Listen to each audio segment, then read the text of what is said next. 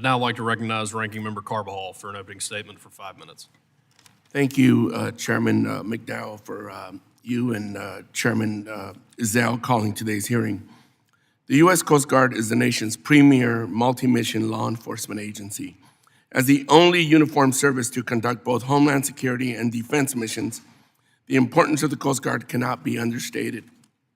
One of the reasons why the Coast Guard is so successful is their unique status as both a branch of the military and a law enforcement agency. When the Coast Guard conducts counter-drug missions, they not only successfully stop, board, and search vessels suspected of trafficking illegal narcotics, but they also detain individuals who often provide critical intelligence on the drug trafficking organizations that put them on the vessels in the first place. The critical piece of the puzzle is only made possible by the precise and professional actions of our Coast Guard boarding teams. Upholding American constitutional values and international rule of law is exactly why the Coast Guard is so successful. Another unique aspect of the Coast Guard is its ability to enter bilateral and multinational agreements with other countries to help bolster law enforcement efforts for both the United States and its partners.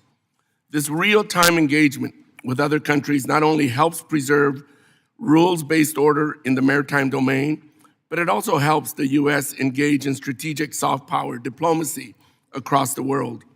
While the Coast Guard continues to put up record-breaking numbers of drugs seized and migrants rescued at sea, the numbers behind its budget have not increased at an equal rate. There's no doubt that we've seen an increased demand on Coast Guard law enforcement efforts, but we cannot forget the personnel who make these missions possible.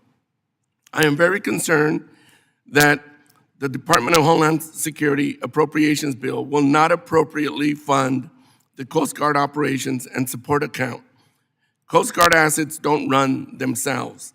As GAO has noted, insufficient asset readiness coupled with workforce shortages hinder the Coast Guard's impact. We must address this issue. The Coast Guard's international collaboration is imperative. The Coast Guard is also a party to bilateral and multilateral agreements and conventions to protect natural resources and fish stocks from exploitation around the globe. Further, the Coast Guard works hand in hand with NOAA to protect and enforce our domestic fisheries, which is a multi-billion-dollar industry. This mission cannot be overlooked as well.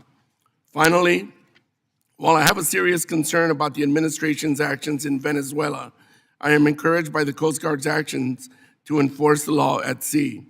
The Coast Guard's recent detention and seizure of dark fleet vessels operating outside of international laws highlights the risk inherent in a flag of convenience system.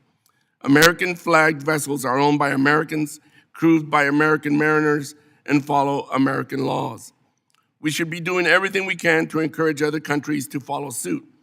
I look forward to today's hearing and the opportunity to celebrate the accomplishments of the Coast Guard. I am proud to champion the service and dedicated Coasties who prove day in and day out that the Coast Guard is truly a global force for good. With that, I yield back, Mr. Chair.